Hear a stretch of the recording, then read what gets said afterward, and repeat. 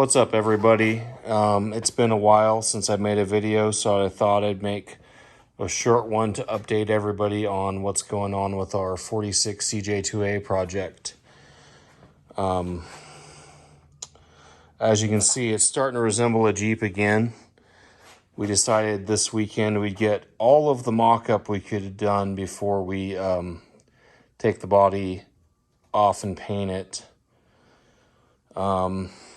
Some of the things we've been working on in the last couple weeks, we got our radiator from Speedway Motors, and we fabbed up a aluminum bracket and mounted it all up.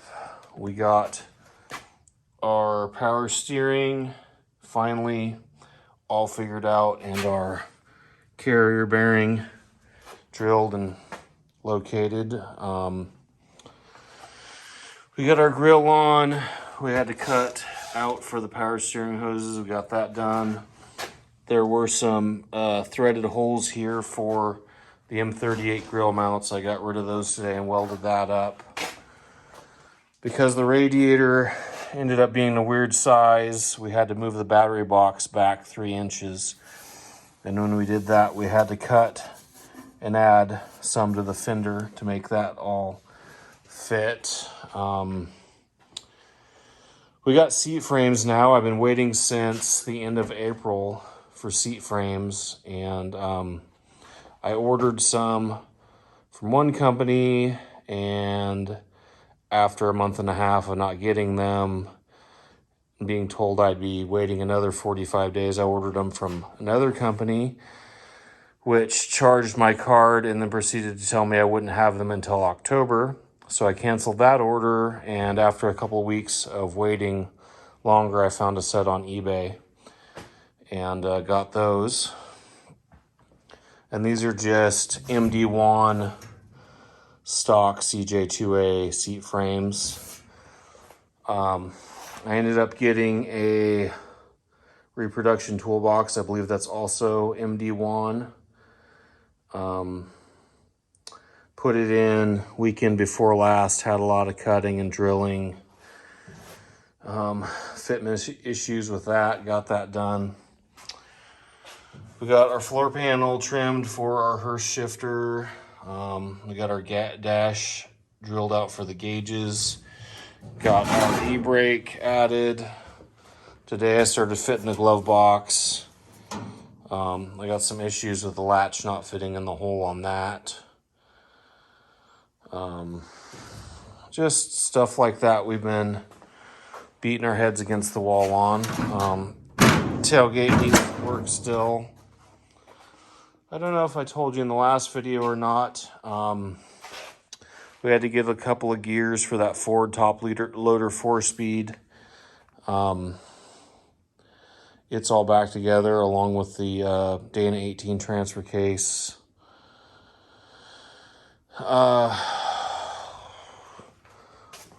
We ended up patching our power steering pump. We had a rust hole in it. And we ordered one on the internet that was a used one, and we got here. The return line spout was broken, and the pulley was bent, and the box looked like crap. So sometime this week I gotta contact the seller and see what can be done about that. We got the brakes all bled, the brake line's made. We're just cruising right along. There's still a laundry list of stuff I got to order this week. Now that we got the gauge holes cut out, I got gauges ordered.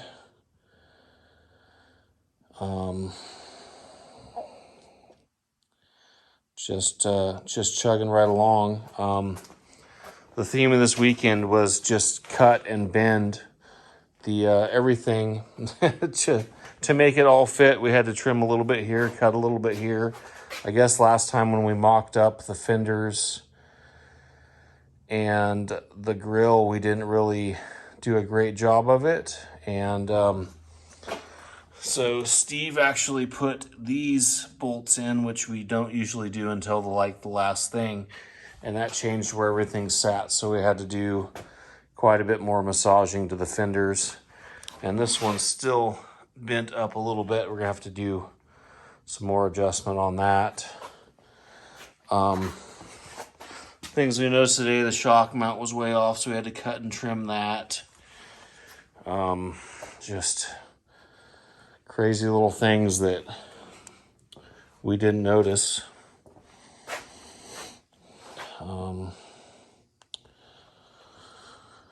We got a carburetor finally. It's a Holley 450. We don't have it on yet.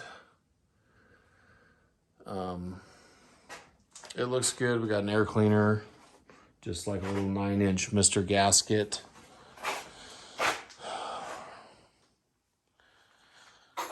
We decided we were going to go with LED flush mount taillights, so I got the holes cut for that. All in all, it's just a little tricky, tiny things that you don't think about till it's already painted. Then you're like, oh yeah, I got to drill that hole or do that. We're still waiting on the top. Back when this body was purchased 40 years ago, they also purchased a brand new canvas top, which is still in the box, hopefully. And this week sometime we're going to get that. We'll put the windshield back on and we're going to drill all of the holes. I don't know if it uses snaps or if it uses footman loops like a stock top. So that'll be interesting. One of my biggest complaints about these seat frames is they just don't quite fit right. This one we ended up adding this little brace back here, but we've got just a huge, usually these set right up against the wheel well, and we've got a huge gap, which if I was driving it all the time, I wouldn't fit, but since the person this Jeep belongs to is kind of a skinny guy, it shouldn't really matter too much.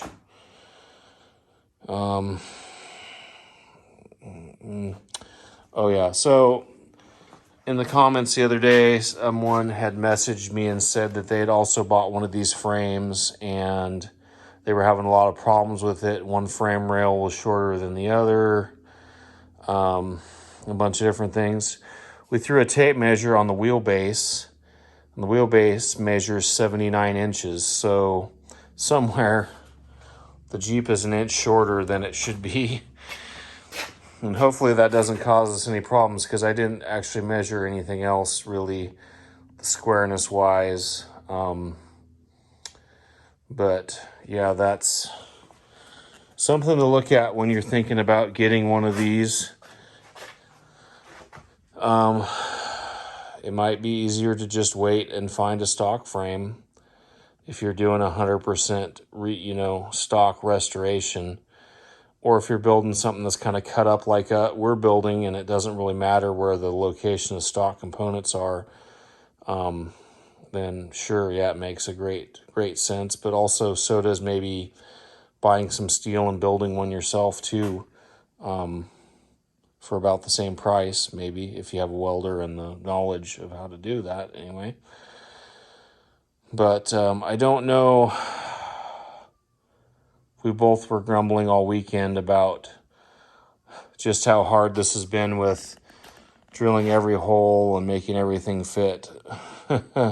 Buying a new tub and a new frame were definitely a lot more work than we thought it would be when we took on the project.